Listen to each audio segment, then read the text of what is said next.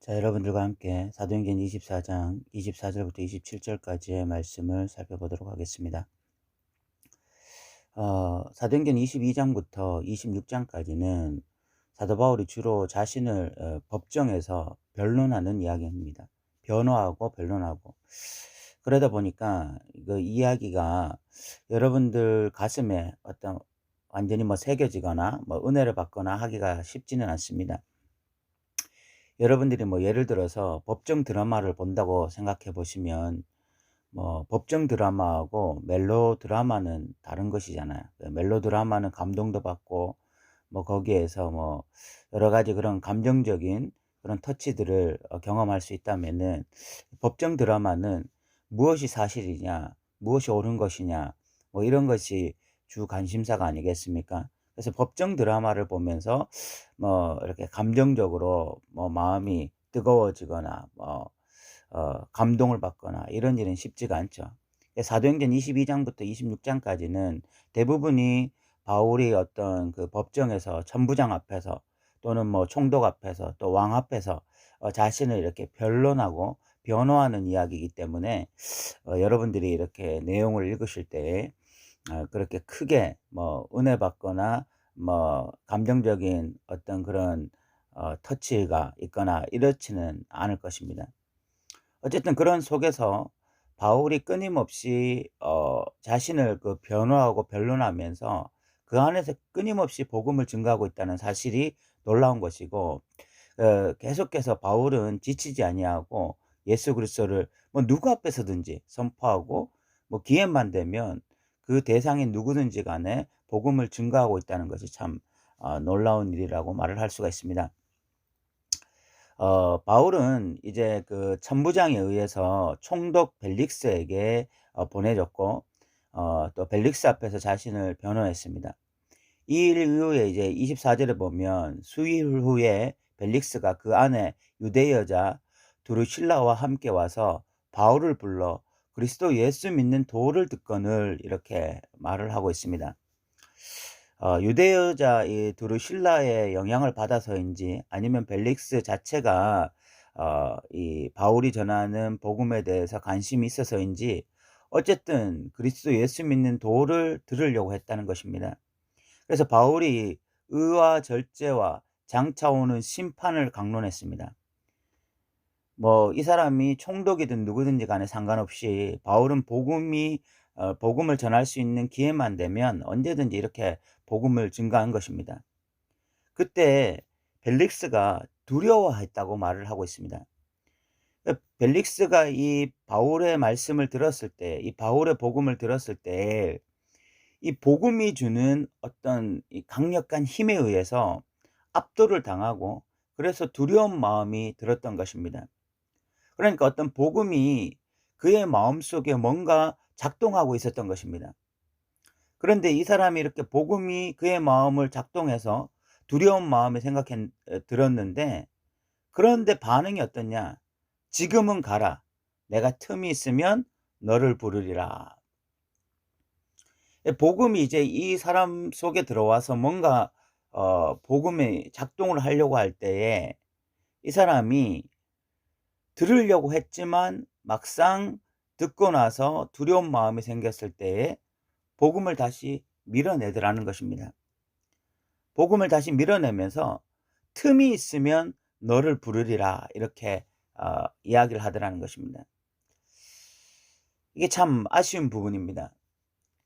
진리가 내 안에 들어오려고 할 때, 처음에는 진리를 들으려고 했고, 그래서 진리가 내 안에 들어오려고 할 때에 그 진리가 내 안에 들어올 때에 어떤 죄인들의 정상적인 반응은 두려움입니다. 불편함입니다. 그것이 죄인들이 정상적으로 가지는 감정이에요. 복음이 들어오는데 복음에 대해서 처음부터 아멘 할 사람은 없습니다. 죄인들은 다 복음이 불편해져요. 그리고 그 복음으로 인한 불편한 감정들이 생깁니다. 그러면서 이 사람이 선택한 것이 뭐냐? 불편하지만 내가 더 진리를 들어봐야 되겠다, 더 진리에 들어가야 되겠다, 이렇게 생각한 것이 아니라 오히려 내가 틈이 있으면 너를 부르리라 하고 복음을 다시 밀어낸 것이죠. 이것이 벨릭스의 태도였습니다. 그런데 또 재밌는 것은 26절에 보면 동시에 또 바울에게서 돈을 받을까 바라는 거로 더 자주 불러 같이 이야기하더라. 진리에 대해서는 밀어내면서 이 사람이 가지고 있는 원래 마음, 이 사람 중심에 있는 마음이 뭐냐면 돈이거든요. 재물이거든요. 물질. 물질에 대한 마음은 가득 차 있으니까 제수를 불러서 자꾸 바울과 무슨 이야기를 하다 보면 바울이 자신이 이렇게 총독이라고 하는 높은 사람과 만났을 때에 자기가 이렇게 풀려날 수 있는 그런 기회가 생길지도 모른다고 생각해서 돈을 바칠 수도 있거든요. 뇌물을 바칠 수도 있는 거야. 그런 어떤 바울이 그럴 수도 있다라는 그런 마음으로 자꾸 바울을 만나는 겁니다. 돈을 받으려고. 그러니까 이 사람에게는 두 가지의 마음이 공존하고 있었습니다. 하나는 좀 진리를 알고 싶고 진리를 듣고 싶고, 그래서 바울을 통해서 진리를 듣고자 하는 그 마음이 있었고, 또 하나의 마음은 여전히 처음부터 가지고 있었던 이 돈에 대한 욕심, 이 물질주의, 이런 마음들이 또 이 사람을 사로잡고 있었던 것입니다. 그런데 이 사람이 어떤 진리가 마음속에 들어올 때는 그 진리로 인한 불편한 감정, 그 진리에 대한 어떤 두려움, 이런 것으로 인해서 진리를 밀어내고 틈이 있으면 다시 너를 부르리라 라고 말을 했지만 실질적으로는 진리를 밀어낸 거죠. 진리는 밀어내면서 또 이 사람 마음속에 있는 돈에 대한 욕심은 여전히 끊임없이 이 사람을 지배하고 이 사람의 어떤 인생을 주장하고 있었던 것이 바로 이 돈에 대한 마음이었던 거죠. 결국 우리가 이제 이 본문을 보면서 저는 오늘날 어떤 교회 안에 있는 상당수의 사람들이 벨릭스가 가지고 있는 태도를 가지고 있다라는 생각을 하게 되어집니다. 벨릭스처럼 정말 어떤 진리를 듣고 싶은 마음으로 교회에 오는 사람들이 있습니다. 정말 진리를 알고 싶고 바른 진리 가운데 거하고 싶고, 그래서 성경적인 교회를 찾기도 하고 그렇게 해서 교회에 오는데, 그런데 막상 진리를 들어보면 이 진리라고 하는 것이 가지는 어떤 이 강한 영향력, 그 파워가 죄인인 우리에게는 결코 그렇게 기쁘기만 한 것이 아닙니다. 진리는 우리 안에 우리를 완전히 바꾸려고 하기 때문에, 우리의 어떤 가치관을 바꾸고 우리의 생각을 바꾸고 우리라고 하는 사람 자체를 바꾸려고 하기 때문에 분명히 불편한 감정이 생기게 되어 있습니다. 그리고 두려운 마음도 생기게 되어 있습니다.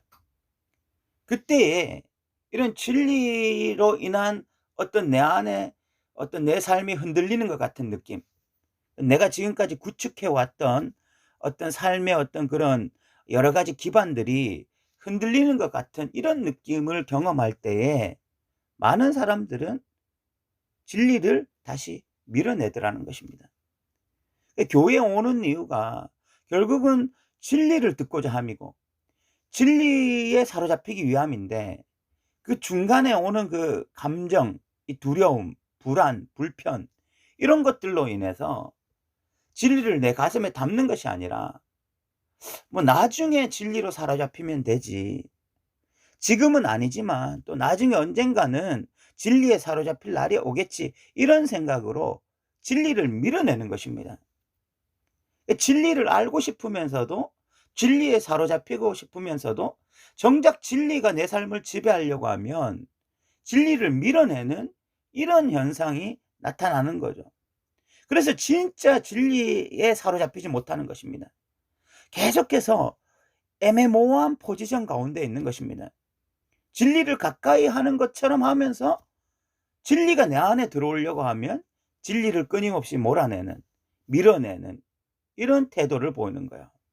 그러면서도 그 사람의 마음을 사로잡고 있는 게 뭐냐라고 한다면 결국은 돈입니다. 물질이에요. 진리에 대해서 관심이 없다라는 것이 아니라 진리에 대한 관심도 있고, 그래서 진리를 듣고자 하지만 정말 진리가 주는 불편함, 이것 때문에 진리는 밀어내면서 돈에 대한 마음은 뭐 그 마음을 완전히 사로잡고 있는 것입니다. 그래서 계속해서 끊임없이 물질을 추구해요. 진리를 추구하는 것 같지만 실질적으로 그 사람의 삶에서 그 사람이 추구하고 있는 것은 물질입니다. 돈입니다. 그러니까 이 마음이 사라지지 않는 거예요. 결국은 진리가 내 안에 들어올 때에 제일 먼저 제거되는 마음 중에 하나가 뭐냐면 이 돈에 대한 탐심, 이 돈에 대한 욕심을 제거하거든요. 그런데 이거 버리기 싫은 것입니다. 진리와 이 돈에 대한 욕심을 바꾸기 싫은 것입니다. 그러니까 진리는 밀어내고 돈에 대한 마음은 강화됩니다. 그래서 교회 안에서 뭐 예배도 드리고 뭐 열심히 봉사도 하고 여러 가지 일들을 하지만 실질적으로 진리가 가슴에 온전히 담기지 못하는 것 하나, 그리고 돈에 대한 마음은 여전히 그 사람을 주장하고 있는 것 하나, 이 두 가지로 말미암아 진짜 진리의 세계에 접근하지 못하는, 진짜 말씀이 그 사람을 지배하지 못하는 이런 일들이 끊임없이 일어나는 거죠. 벨릭스와 같은 이런 태도에 머물러 있는 사람들이 너무 많은 것입니다. 그런데 오늘 성경에 나오는 이 벨릭스는 결국은 구원받은 사람이 아닙니다. 하나님의 백성이 아니에요. 이 사람은 진리를 밀어냄으로써 돈이 이 사람의 마음의 중심에 있기 때문에 결코 하나님의 백성이라고 말을 할 수가 없습니다. 오늘날 마찬가지죠. 교회 다닌다고 해서, 예배 드린다고 해서, 뭐 진리에 대해서 조금 반응한다고 해서 하나님의 백성이라고 말하기가 뭐합니다.